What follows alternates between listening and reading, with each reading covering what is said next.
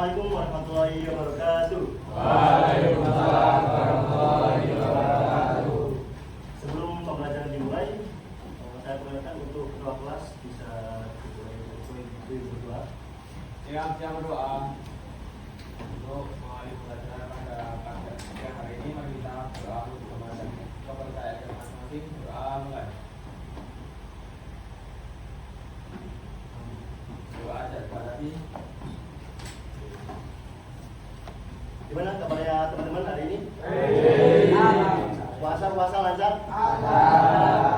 Ramai ada yang bola? Ramai? Jadi sebelum dimulai untuk absen hari ini ada yang nggak masuk atau enggak semua ya.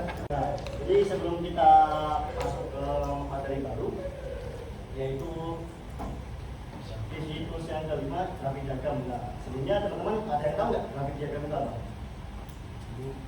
Belum tahu ya? Ada yang 12 tadi? Jadi definisi dari grafik diagram yaitu tools yang umum digunakan untuk memvisualisasikan data agar mudah dipahami. Dan grafik diagram ini ada tiga macam.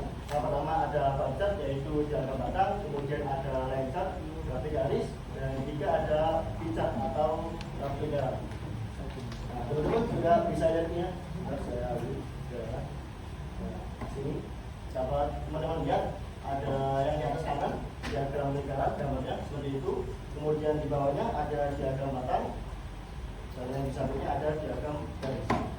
Jadi secara definisi singkatnya, diagram yaitu terus yang digunakan untuk memvisualisasikan data dan ada tiga macam. Sampai saat ini ada yang belum paham, ada yang kurang jelas mungkin. Masih apa lah ini harusnya awal. Mari kita masuk ke grafik yang pertama yaitu bar chart. Bar chart atau diagram batang. Apa sih bar chart itu? Bar chart adalah tools yang digunakan untuk membandingkan ini, mohon maaf salah, kuantitas ya, bukan kualitas. Kuantitas data satu dengan yang lain yang sejenis. Nah, dari penjelasan tersebut ada yang tahu nggak maksudnya apa gitu? Belum ada yang tahu ya pasti ya. Dapat kita lihat, saya jelasin lewat ini ya, gambar grafik. Gambar grafik tersebut yaitu ada perolehan medali emas Olimpiade musim panas. Ada dua ya, tahun 2016 Brazil dan 2020 Jepang. Jadi kan tadi penjelasan dari baca tersebut adalah membandingkan kuantitas antara data satu dengan yang lain tapi sejenis. Nah, tadi ada kuantitas dan ada dari sejenis. Nah, yang kuantitas yang mana kira-kira teman-teman? Ada yang tahu nggak? Yang mana? Barangkali tahu ya, benar ya. Jadi kuantitas itu angka atau jumlahnya. Dan kemudian untuk data sejenisnya yang mana? Amerika ya, China, Jepang. Jadi gitu ya teman-teman udah lumayan tahu. Jadi maksud dari si bar chart ini ketika kita punya data tabel dan tabel tersebut datanya sejenis, nah maka data tabel tersebut bisa kita bikin menggunakan bar chart atau diagram batang. Nah terus selain kita bisa membuat diagram batang tersebut, kita juga harus bisa menganalisisnya. Teman-teman kalau bisa bukan hanya sekedar membuat diagramnya, tapi juga bisa menganalisis diagram tersebut. Sampai saat ini ada yang kesusahan tentang diagram batang atau ada yang ingin ditanyakan?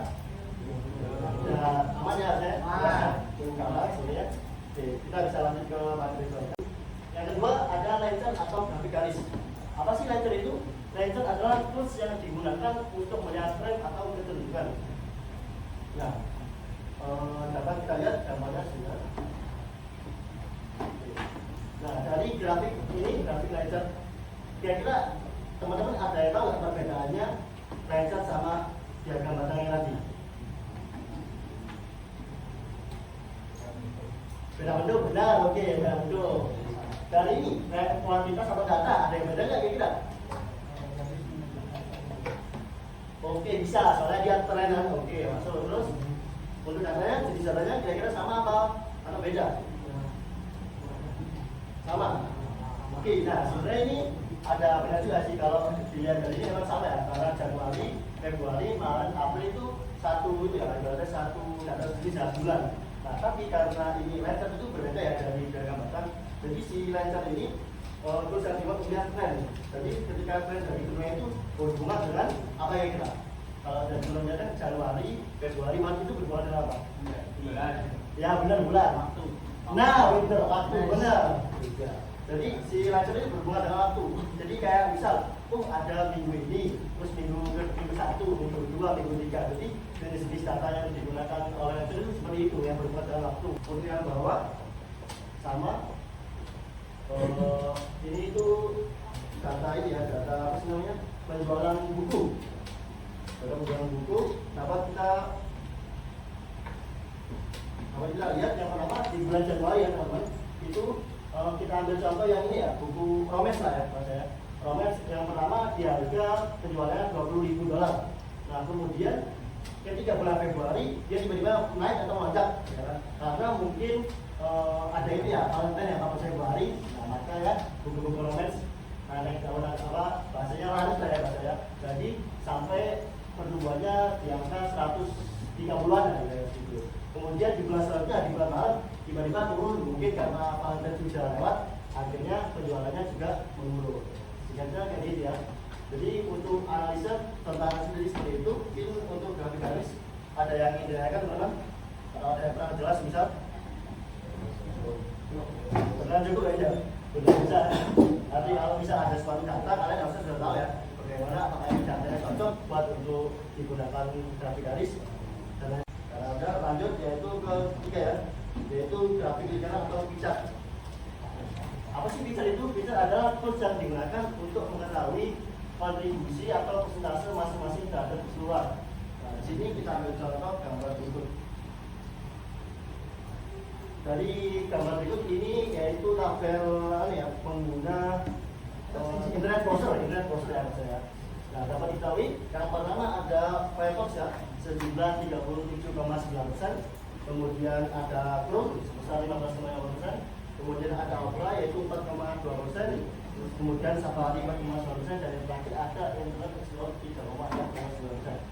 Nah, jadi dari grafik lingkaran tersebut dapat kita cari atau dapat kita tahu yang misal yang dicari kontribusi atau persentase terbesar. Kira-kira mana kontribusi atau persentase yang besar? Yang terbesar? Kalau yang paling kecil? Opera. Sama satu lagi, total dari grafik lingkaran kira-kira berapa persen? 100. Tahu ya? Tahu. Nah, sini ada pelatihan tipis ya. Siapa yang mau jawab nilai itu kira-kira berapa? 20, udah bisa ya sudah. Jadi untuk method ini ada picture ini ada tulisan atau ada yang sesuatu yang digunakan? Belum ada. Jadi teman-teman udah paham kan? Perbedaan antara diagram batang, diagram garis, dan diagram lingkaran. Nah, selanjutnya latihan ya teman-teman. Nah sebenarnya kan teman-teman makainya spreadsheet ya? Atau ada yang udah pakai Excel nggak? Nah, untuk yang sekarang kita pakai Excel ya, bisa teman-teman bisa di-download Excelnya sekarang. Nah sambil download Excel bisa saya jelaskan ini tentang latihan tugasnya. Jadi di sini ada 3 tabel ya teman-teman. Kita sediakan 3 tabel. Nah teman-teman bisa mengerjakan tabel tersebut sesuai keyakinan teman-teman. Maksudnya tabel ini kira-kira cocoknya pakai diagram grafik yang mana? Kemudian tabel yang tengah kira-kira pakai apa? Mau pakai picture, mau pakai lancar atau diagram batang? Dan lain sebagainya juga kayak gitu. Jadi kayak gitu ya. Jadi teman-teman bisa lanjutkan bikin grafik diagramnya.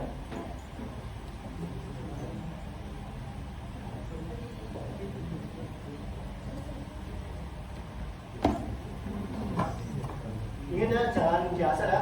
Kalian juga harus melihat kira-kira tabel data tersebut cocoknya pakai grafik diagram yang mana.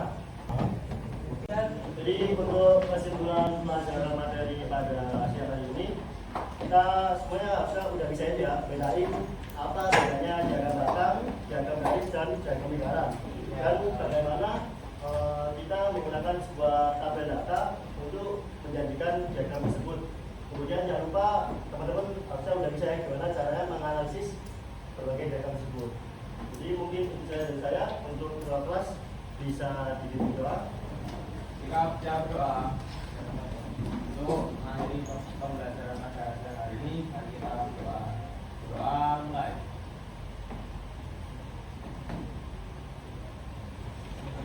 ada kami. Sekian dari saya, mohon maaf apabila ada salah kata. Wassalamualaikum warahmatullahi wabarakatuh. Waalaikumsalam.